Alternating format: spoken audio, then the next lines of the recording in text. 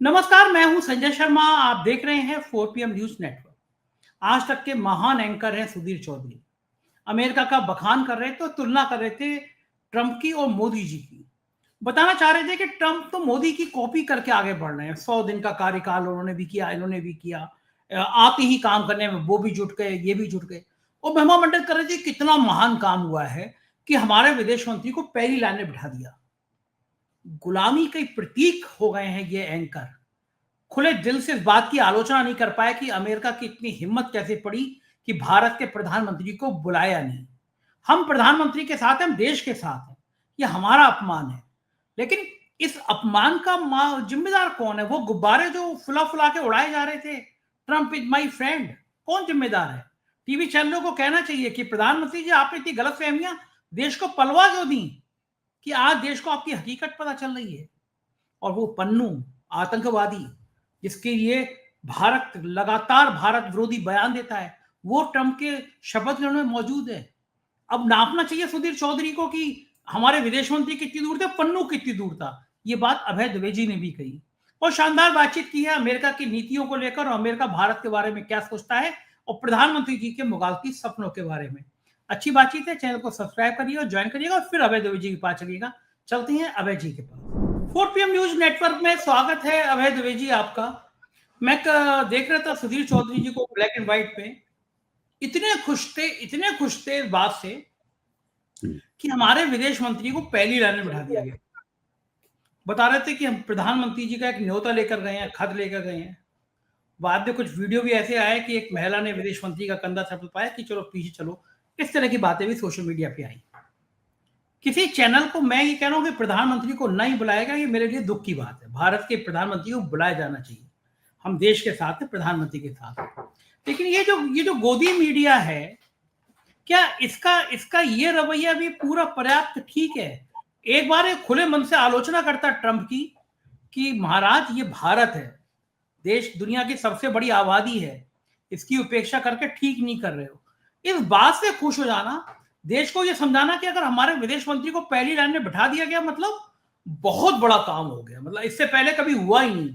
आपको लगता है कि मीडिया का ये दृष्टिकोण बड़ा संकीर्ण है, छोटा है, देश के जनमानस को बेवकूफ बनाने वाला है?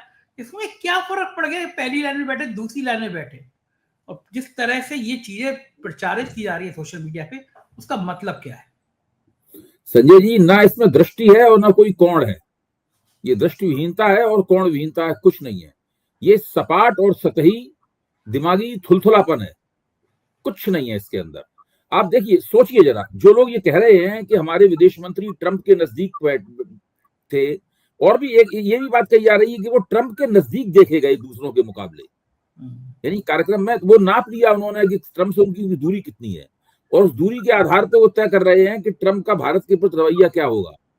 यानी या तो ट्रंप अपने आप को इस तरीके से पोजीशन कर रहे थे वहां पे कि वो भारत के विदेश मंत्री के नजदीक रहे, नजदीक का मतलब चिपके हुए न रहे, और भी लोगों से मिलते रहे लेकिन दूरी कम रहे, या विदेश मंत्री इस तरीके से पोजीशन कर रहे थे, अपने आप को एंगल बना रहे थे कि वो ट्रंप के नजदीक रहे। कितनी हास्यास्पद बात है। क्या ट्रंप भारत के बॉस हैं?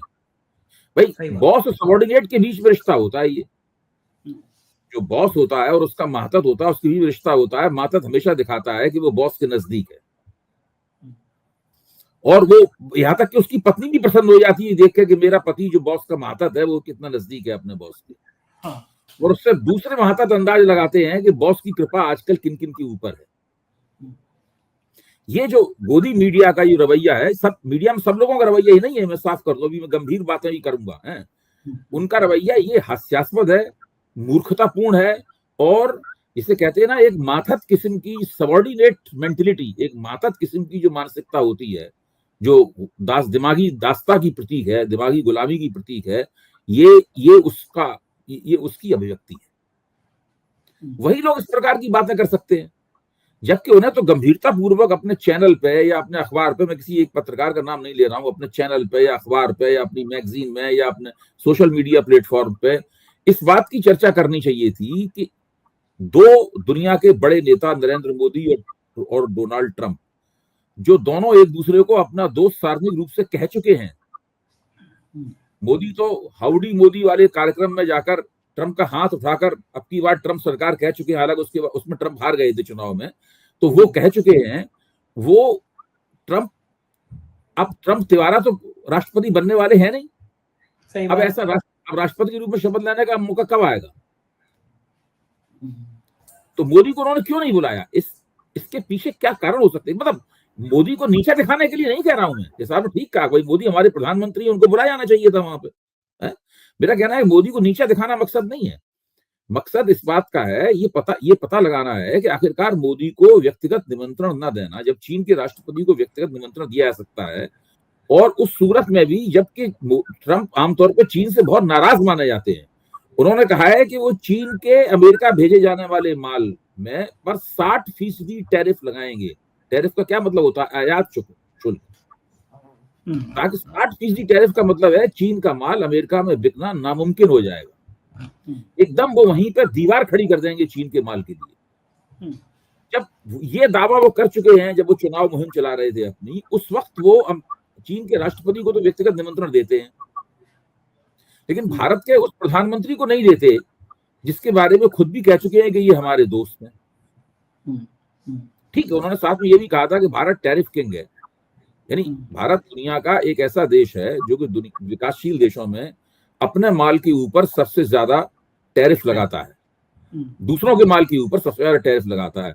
दूसरे जो लोग माल भेजते हैं उसमें भारत सबसे ज्यादा आयात शुल्क लगाता है, ताकि वो अपने उद्योगों की, अपने उत्पादों की रक्षा कर सके। सीधी सी बात ये है, इसको प्रोटेक्शनिज्म कहते हैं, इसी को प्रोटेक्शनिज्म कहते हैं। अच्छा, अब सवाल ये है कि इन बातों पर चर्चा करने की बजाय इस तरह की निहायती मूर्खतापूर्ण बातों के ऊपर चर्चा की जा रही है कि विदेश मंत्री जयशंकर ट्रंप से कितने इंच या कितने फीट की दूरी पे थे, वो पहली कतार में थे कि दूसरी कतार में थे कि तीसरी कतार में थे, ये तो अभी तक नहीं बताया इन पत्रकारों ने। अगर ये खोजी पत्रकार हैं, उनको मोदी के अगर विदेश मंत्रालय के अंदर होने वाली घटनाओं का पता है, उन्हें बताना चाहिए कि मोदी ने ट्रंप को जो लेटर भेजा है उस लेटर में क्या लिखा हुआ।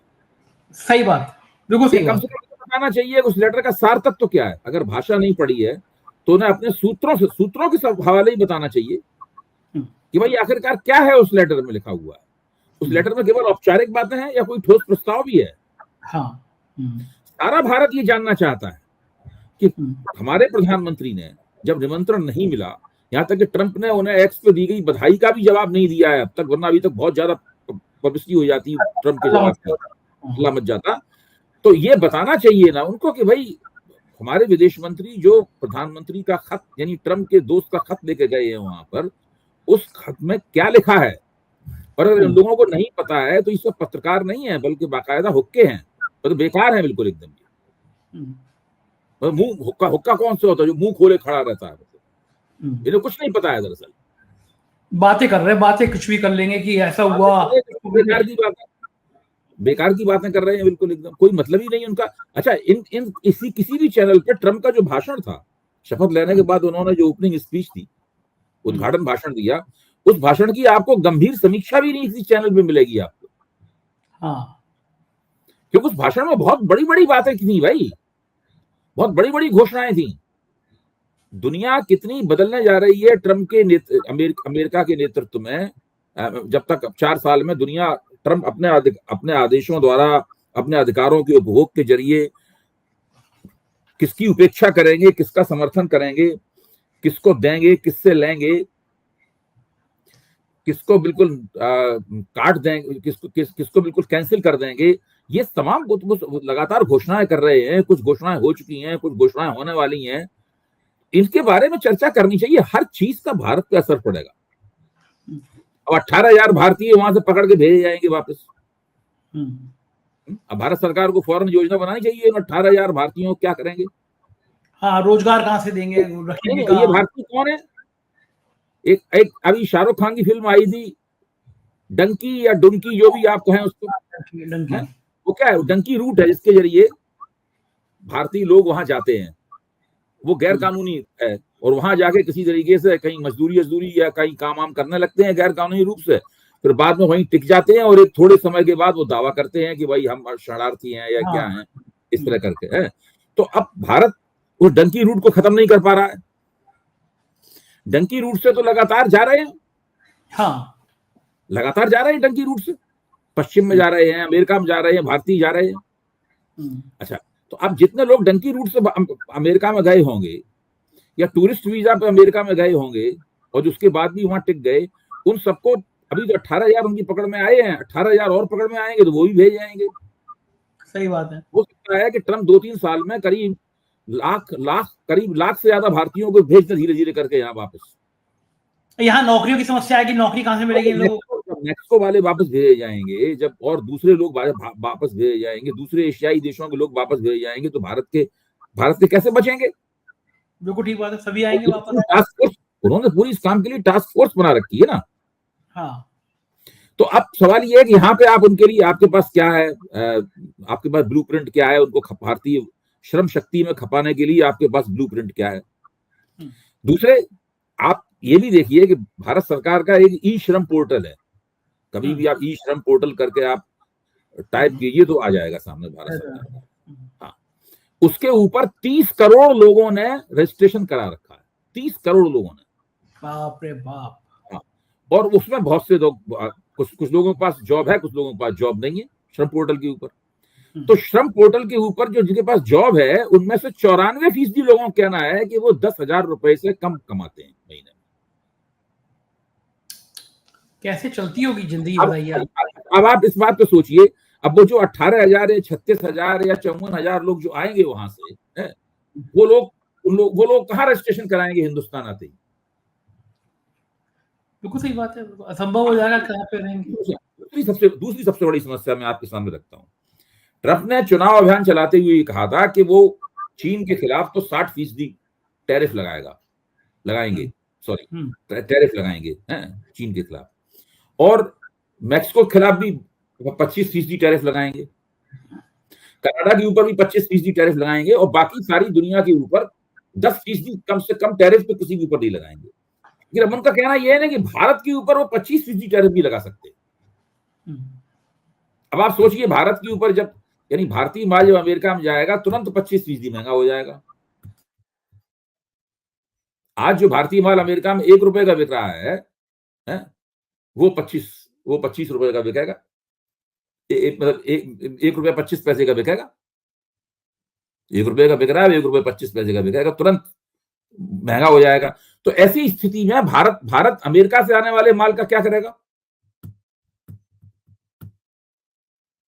वो क्या करेगा भारत अमेरिका से? भारत भी बदले में जवाबी टैरिफ लगाएगा। भारत बदले में जवाबी टैरिफ लगाएगा तो दोनों देशों में एक टैरिफ वार छिड़ जाएगा, और भारत और अमेरिका के संबंध इससे कमजोर होंगे। इससे,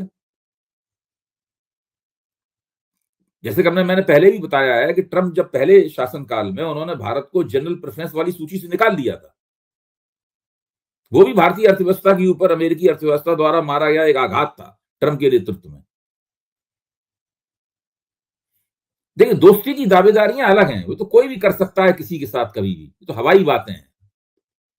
प्रधानमंत्री स्तर के व्यक्ति को, राष्ट्रपति स्तर के व्यक्ति को इस तरह की हवाई बातें करने से बाज आना चाहिए, क्योंकि देशों का उनकी नजर में पहला लक्ष्य होना चाहिए उनके अपने देशों का भला। और ट्रंप इसी तरह सोचते हैं। हमारे प्रधानमंत्री किस तरह सोचते हैं, ये एक चिंता की बात है। तो इस तरह की बहुत, मुझे लगता है वो सोचते नहीं है, बस जो मन में आता है उनको प्रधानमंत्री को डायलॉग बोलना होता है कि लोगों को बस वो डायलॉग सूट कर जाए। नहीं, वो डायलॉग वालोग सोचते रहे, लेकिन उनके जो आर्थिक सलाहकार हैं, उन सलाहकारों को चाहिए कि वो तो कुछ ढंग की बात करें। वो भी तो अखबारों में वक्तव्य देते हैं, प्रेस कॉन्फ्रेंसेस करते हैं उनके सलाहकार। अब जैसे उनके मुख्य आर्थिक सलाहकार हैं प्रधानमंत्री के इस वक्त, मतलब जो चीफ इकोनॉमिक एडवाइजर हैं प्रधानमंत्री के, उन्होंने ये बयान दिया है कि अब ग्लोबलाइजेशन का विकास धीमी गति से होगा। बड़ा उन्होंने सोच समझ के, और जिसे कहते नहीं कि जिसे कहते हैं बिल्कुल सोच नपी तुली भाषा में बयान दिया है।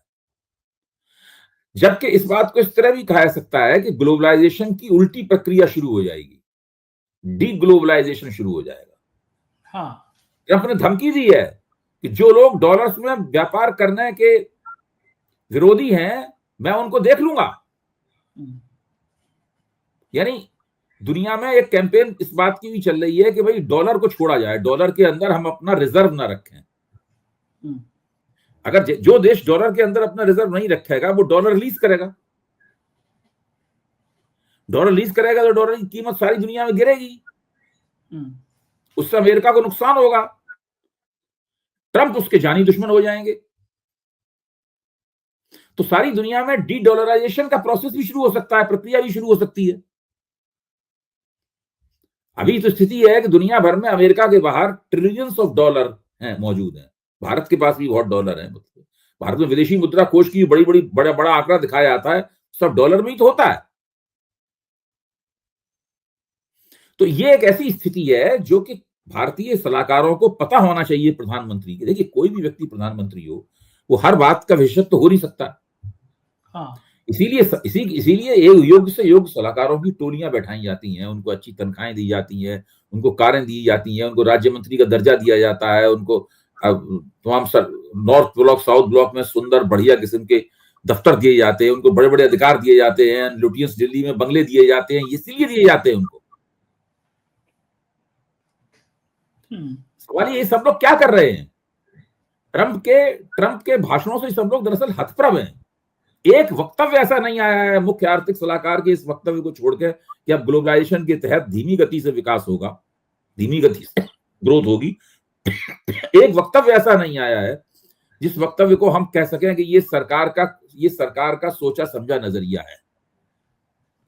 ठीक बात है, गायब से हो गए। दूसरा, एक अकेले आदमी ने आके पूरी दुनिया में बवाल काट दिया। उधर पन्नू का मामला, पन्नू के वहां देखे जाने, पन्नू के नारे लगाने, पन्नू की चर्चाएं। पन्नू एक ऐसा गले में अटक गया है ना कि भारत के कुछ रॉ के अफसरों के ऊपर तलवार लटक रही है कि वहां पे जो हत्या की साजिश की गई, उधर पन्नू का इस तरह एक्टिव रोल में आ जाना, ये भी भारत के लिए बहुत चिंता का विषय। संजय जी बहुत ही मामला घटा के देख रहे हैं। अमेरिका एक ऐसी जगह है जहां भारत के मुख्य सुरक्षा सलाहकार नहीं जा सकते, डोभाल नहीं जा सकते। क्यों नहीं जा सकते? पन्नू की वजह से। पन्नू ने वहां अदालत में एक मुकदमा डाल रखा है जिसमें उन्होंने उनको अभियुक्त बनाया है, और उस मुकदमे में पन्नू वकील है वैसे पेशे से। अच्छा, अब आप पन्नू की ताकत देखिए। पन्नू को जरूर बहुत सारे जो सिख जो विदेशों में रहते हैं और खालिस्तानी दिमाग के हैं और पैसे वाले हैं, तो पैसा तो वहीं से मिलता है पन्नू को। पन्नू ने वहां पर एक निमंत्रण पत्र खरीदा। पन्नू ने शपथ ग्रहण समारोह का एक निमंत्रण पत्र खरीदा, वरना कहां से पन्नू के पास निमंत्रण पत्र मिल जाता उसे? ठीक बात है भाई, ना तो ट्रंप ने उन्हें बुलाया, वो तो बिकते हैं वहां पे सीटें। जैसे रिलायंस के लोग गए हैं वहां, रिलायंस का परिवार गया है, उस तरह पन्नू ने खरीदा एक निमंत्रण पत्र, और वो तो अपना परिवार वगैरह सब था, और वो वहां पे मंच के पास नारेबाजी करता हुआ देखा गया। क्या जिन पत्रकार महोदय का आपने जिक्र किया था कि वो विदेश मंत्री की ट्रंप से दूरी नाप रहे थे, वो पन्नू और ट्रंप की दूरी नहीं नाप रहे थे। सही बात है, जितने विदेश मंत्री दूरी पे एक पत्रकार के लिए तो ये खबर बहुत महत्वपूर्ण है कि वहां पे एक खालिस्तानी तत्व जो है वो वहां पे एक इनवाइटी के तौर पे, एक आमंत्रित के तौर पे मौजूद था। खतरनाक खबर है, और वो अपनी खालिस्तानी नारेबाजी भी कर रहा था। भारत के लिए तो ये बड़ी खतरनाक खबर है अगर देखा जाए तो। अच्छा, क्या लगता है अभय जी की आपने इतनी सरकारें देखी हैं, इतने सालों से आपको पत्रकारिता का अनुभव है, और तमाम सरकारें देखी है, सरकार के मिनिस्टर देखे हैं, इतनी फेल हमारी जो विदेश नीति इस समय है, सारे पड़ोसी देश दुश्मन बने दिखाई दे रहे हैं हमारे। कारण क्या है? हम इतने फेल क्यों हैं विदेश नीति में? हमारी सबसे दुश्मनी क्यों हुई? कौन इसका दोषी है? भाई, ये एक गाफिल सरकार है। ये एक ऐसी सरकार है जो कि गाफिल है, यानी जो सतर्क नहीं है, जिसके पास सुचिंतित नीति नहीं है। विदेश नीति के पीछे एक थीसिस चलती है। हम तय करते हैं कि भाई अब इनके साथ में दोस्ती बना के रखेंगे, इन शर्तों पे दोस्ती बनाएंगे, इनके साथ हम इतनी दूरी बनाएंगे, इतनी से ज्यादा दूरी नहीं होने देंगे, इनके साथ हम दूर हैं, हम नजदीक जाने की कोशिश करेंगे, और उसके हिसाब से पूरी नेटवर्किंग दुनिया में की जाती है। और बड़े बड़े अनुभवी जो विदेश सचिव हैं, जो विदेश मंत्रालय के अधिकारी हैं, वो उन सब लोगों की मदद ली जाती है इन कामों में।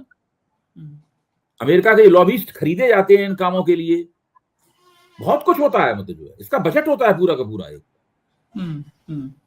और अपने हम अपने पड़ोसी देश हमारे जो है उसके बीच में अपना रुतबा किस तरीके से कायम करेंगे। अब भारत चीन के बाद एशिया का सबसे बड़ा देश है, चीन है, उसके बाद भारत है, सबसे बड़ा देश है। इसको दक्षिण एशिया कहते हैं। उसके अगल बगल में बर्मा है, भूटान है, नेपाल है, श्रीलंका है, बांग्लादेश है, पाकिस्तान है। ये है दक्षिण एशिया पूरा पूरा, साउथ एशिया ये है पूरा।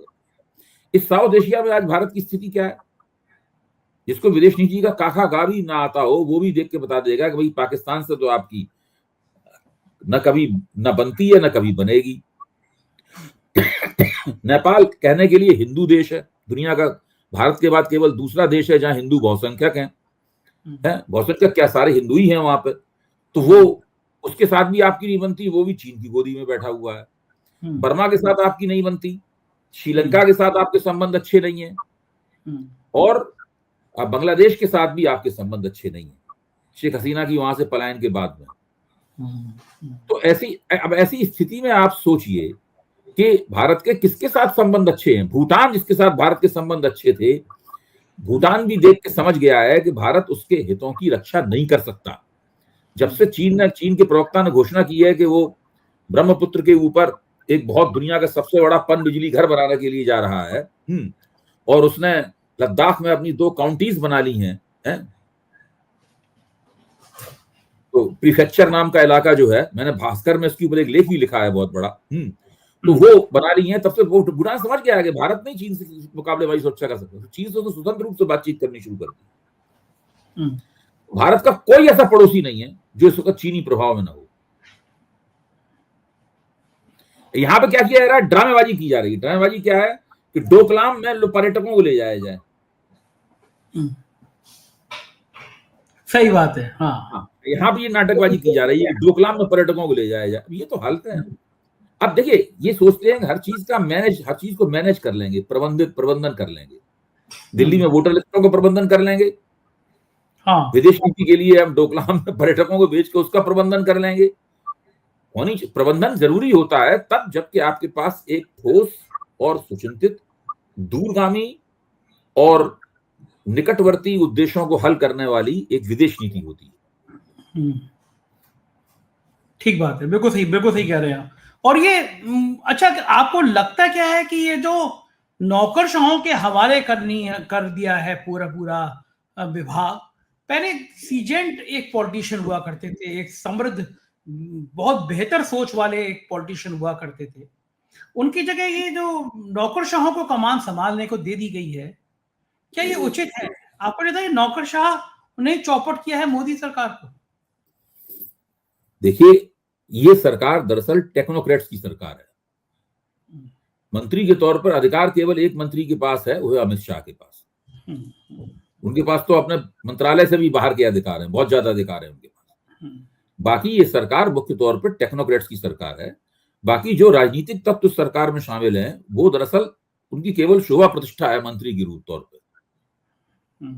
उन्हें क्यों रखा जाता है, वो क्या काम करते हैं, क्या तीर मारते हैं और वाट की, किसी को कुछ नहीं पता। वो तो आजकल मोदी सरकार के मंत्री, आप देखा जाए, प्रेस कॉन्फ्रेंस भी नहीं करते, किसी की हिम्मत ही नहीं है। आपको कौन से मंत्रालय की प्रेस कॉन्फ्रेंस आपने बहुत दिनों सुनी? उन्होंने साल भर पूरा होने पे कहा होगा हमने 1 साल ऐसा काम किया, हमारी तरफ से हमारी ये प्रोग्रेस रिपोर्ट लीजिए। मोदी जी उसकी खाल उतार देंगे, इसकी प्रोग्रेस रिपोर्ट देने की हिम्मत की। हाँ, कि मैं बताऊंगा तुम बताओगे। बिल्कुल सही। लेकिन ये कहीं ना कहीं अगर ऐसे फेलियरनेस होते हैं तो हमारी जो दुनिया में स्थितियां हैं उसमें भी तो प्रश्न चिन्ह होता है, क्योंकि अब तक तो हमने पूरी दुनिया के सामने ही कह रखा है कि विश्व गुरु हैं, हमारा डंका बज रहा है, हमारी ख्याति बज रही है, और फिर एंड टाइम पे देखिए, ये गोदी मीडिया जो इस प्रकार का बकवास चलाती है, उस पर हम लोग चर्चा वगैरह कर लेते हैं। दुनिया के तो कानों तक ये बातें पहुंचती ही नहीं। दुनिया के कानों। अब देखिए, भारत के अखबारों में एक तस्वीर छपी, इसमें रिलायंस के मुकेश अंबानी अपनी पत्नी नीता अंबानी और ट्रंप के साथ खड़े हुए, एक तस्वीर छपी थी ना। ये तस्वीर कहां से आई भारत के अखबारों में? क्या किसी अमेरिकी अखबार में छपी तस्वीर ये ना? आप किसी भी अमेरिका में रहने वाले किसी अमेरिकी अखबार में छपी तस्वीर? नहीं छपी, भारत मालूम में किसी अखबार में प्रकट हो गई तस्वीर, भास्कर में प्रकट हो गई, है? लेकिन किसी अमेरिका के मीडिया में कहाँ है तस्वीर ये? कहीं नहीं है। तो ये भारतीय नेताओं की जो डींगे हैं, उनकी शेखीखोरी है या उनकी जो धींगा मुश्ती है, इसको दुनिया में किसी से कोई मतलब नहीं है। वो यहीं पे भारत में ही उसका उपभोग किया जाता है। हाँ, उसकी ठीक खपत बात केवल यहीं है। जितनी बातें कर लें हम, जितनी बातें झोंक लें हम लोग, वो सब यहीं रह जाती है।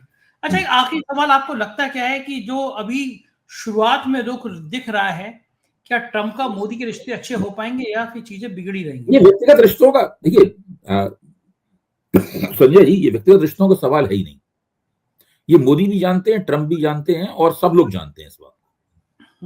ये तो केवल पोजीशनिंग है कि हमारे दोस्त हैं, वो हमारे दोस्त हैं, कोई सवाल ही पैदा नहीं होता। जिस दिन ट्रंप ने यह तय कर लिया कि भारतीय माल के ऊपर 25% टैरिफ लगाया जाएगा, भारत और अमेरिका के संबंध रसातल की तरफ रवाना हो जाएंगे। सब दोस्ती खत्म। गेम होगी हमारे पाले में कि हम बदले में हम भी 25% ठोकेंगे एक्स्ट्रा कि नहीं। नहीं ठोकेंगे तो हम दबे हुए माने जाएंगे, ठोकेंगे तो नाराजगी पैदा हो जाएगी। बिल्कुल बिल्कुल बिल्कुल ठीक है, एकदम ठीक बात है। बहुत बहुत शुक्रिया अभय जी, आपने मुझे इतना समय दिया। ये थे अभय दुबे जी, और मुझे यकीन है कि आपको ये चर्चा बहुत अच्छी लगी होगी, पसंद आई होगी। आपकी राय का मुझे इंतजार है। Thank you.